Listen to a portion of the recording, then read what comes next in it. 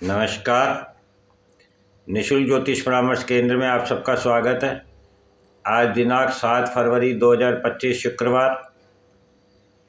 हमने कल ये जाना कि 30 मार्च 2025 को ब्रह्मांड में जो ग्रहों का गोचर होने जा रहा है वह हमें किस प्रकार का प्रभाव देने वाला है और उससे हम किस प्रकार से बच सकते हैं। अब हम आज शुक्र का अध्ययन करते हैं कि शुक्र हमारे जीवन में किस प्रकार का महत्व रखते हैं।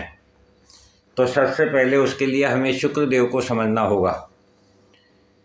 शुक्रदेव जो कि राक्षसों के गुरु हैं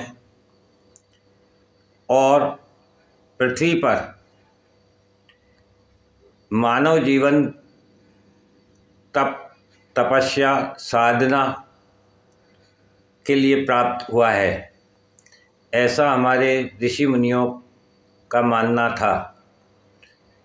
क्योंकि भोग और विलासिता का जो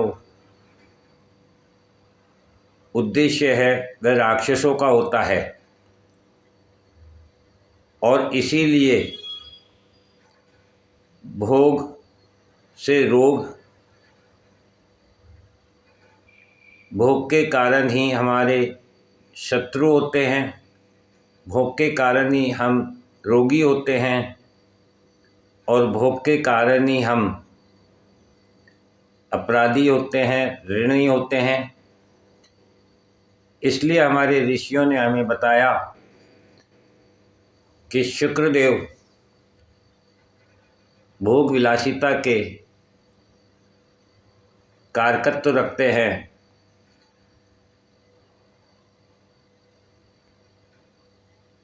हालांकि शुक्रदेव शुक्राणु के भी स्वामी हैं और शुक्राणु सृजन के लिए अति आवश्यक है,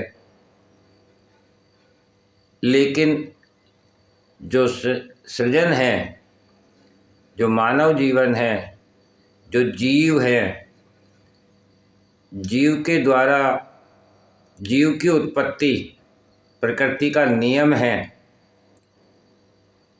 और इस प्रकृति को संचालन करने के लिए सृजन और विसर्जन दोनों अति आवश्यक है। इसलिए शुक्रदेव धर्म अनुसार, क्योंकि गुरु की राशि में वे उच्च के होते हैं और गुरु धर्म, नीति, नियम, संस्कार को दिखाते हैं। अर्थात यदि हम धर्म के अंतर्गत रहते हुए, नीति नियम का पालन करते हुए, संस्कारों के साथ सृजन का कार्य करते हैं तो हमें शुभ फल प्राप्त होता है। और यदि हम भोग की अधिकता करते हैं तो हमें राक्षस जाति से हमारी तुलना की जाती है और हमें दंड प्राप्त होता है।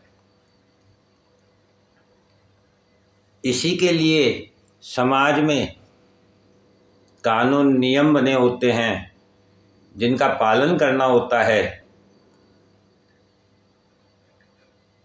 और शुक्रदेव स्वयं तंत्र मंत्र के कारक ग्रह हैं, क्योंकि शुक्रदेव की साधना से भगवान शिव अति प्रसन्न थे।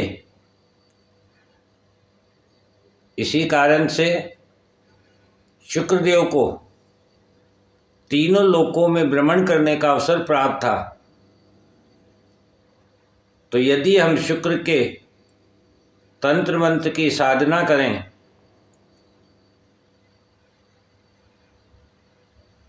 तो हम शुक्रदेव का शुभ फल प्राप्त कर सकते हैं। तीसरा, शुक्रदेव अपनी समस्त तपस्या का फल कभी स्वयं ने अपने लिए नहीं भोगा, अपनी स्वार्थ सिद्धि के लिए कभी तप नहीं किया। उन्होंने अपने तप से जितने भी वरदान प्राप्त किए वे सभी राक्षस जाति के काम के लिए उन्होंने उपयोग में लिए।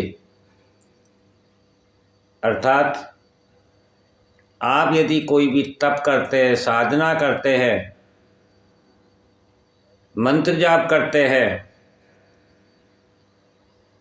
और उससे प्राप्त फल को समाज के हित में व्यय करते हैं तो निश्चित रूप से आपको शुभ फल प्राप्त होगा। लेकिन यदि आप स्वार्थ सिद्धि के लिए किसी प्रकार का उपयोग करते हैं तो आपको अशुभ फल प्राप्त होगा। इस प्रकार से शुक्रदेव साधना के कारक ग्रह हैं, मंत्र जाप के हैं, नीति नियम संस्कारों के साथ, धर्म के साथ सृजन का कार्य करने के लिए हमें प्रेरित करते हैं। स्वार्थ का त्याग कर परार्थ के लिए कार्य करने के लिए प्रेरित करते हैं। अब आप स्वयं समझ सकते हैं कि आज के वातावरण में जो हम जीवन जी रहे हैं उसमें हम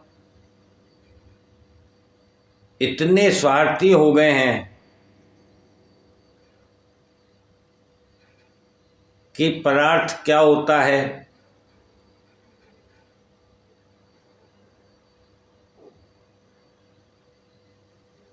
त्याग क्या होता है,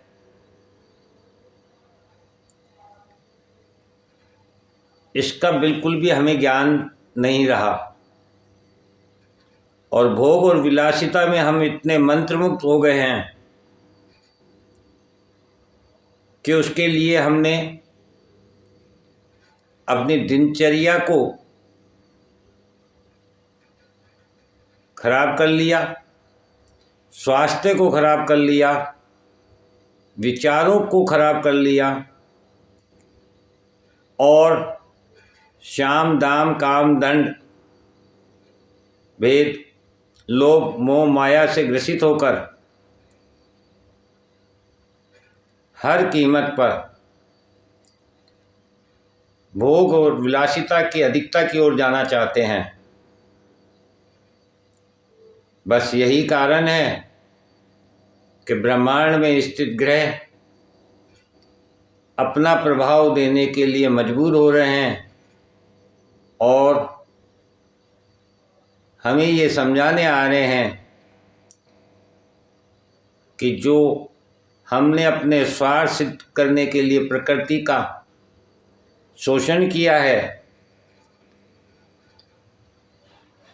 प्रकृति के नियमों के विरुद्ध कार्य किया है, परार्थ की जगह स्वार्थ के लिए कार्य किया है, वह ब्रह्मांड की नज़र में अपराध है और हम उसके दोषी हैं। और उन्हीं दोषों से मुक्त करने के लिए 30 मार्च 2025 को ब्रह्मांड में जो ग्रहों का गोचर होने जा रहा है वह हमें यही बता रहा है, इसी प्रकार का प्रभाव दे रहा है। अतः यदि हम स्वयं अपने ज्ञान अपने बुद्धि के अनुसार स्वयं को बदलने की क्षमता रखते हैं, स्वार्थ को त्याग कर परार्थ की ओर जाने की क्षमता रखते हैं, मंत्र जाप करने की क्षमता रखते हैं,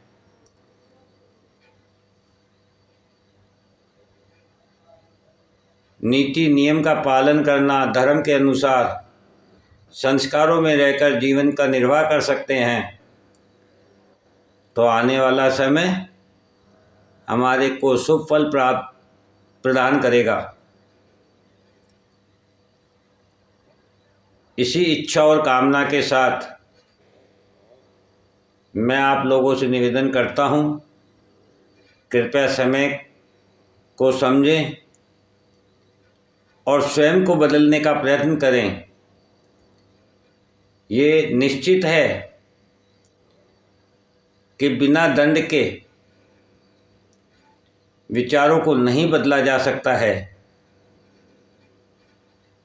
किंतु यदि हम समय रहते स्वयं को बदल सकते हैं तो वह हमारे लिए शुभ होगा, लाभदायक होगा।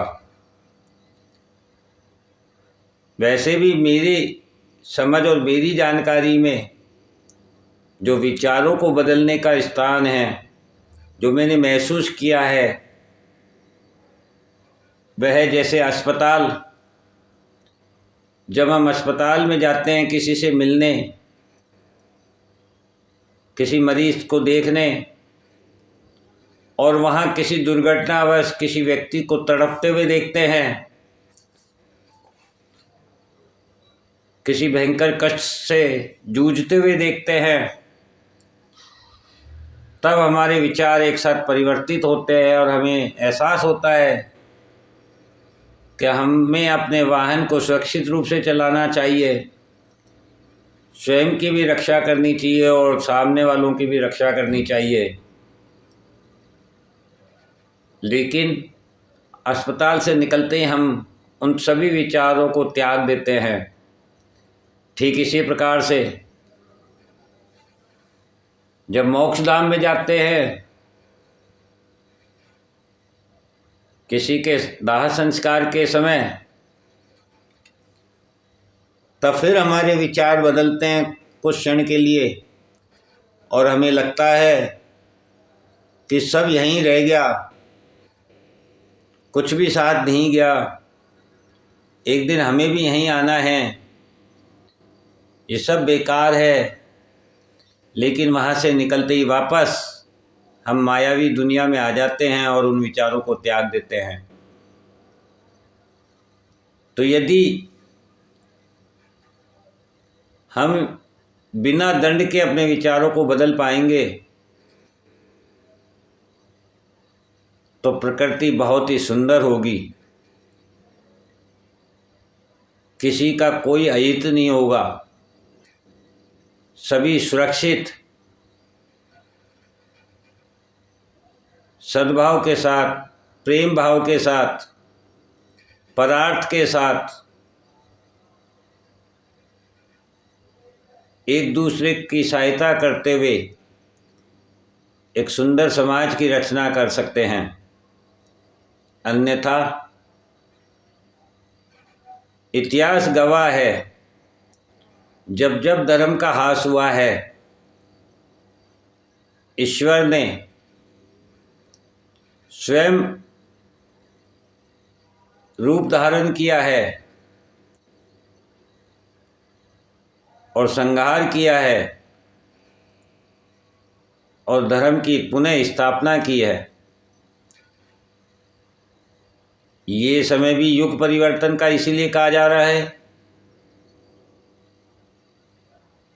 कि हमारी जो विचार है, हमारी जो सोच है, जिसमें स्वार्थ, द्वेष, ईर्ष्या, काम, क्रोध, लोभ, मोह, माया, मत्सर की जो अधिकता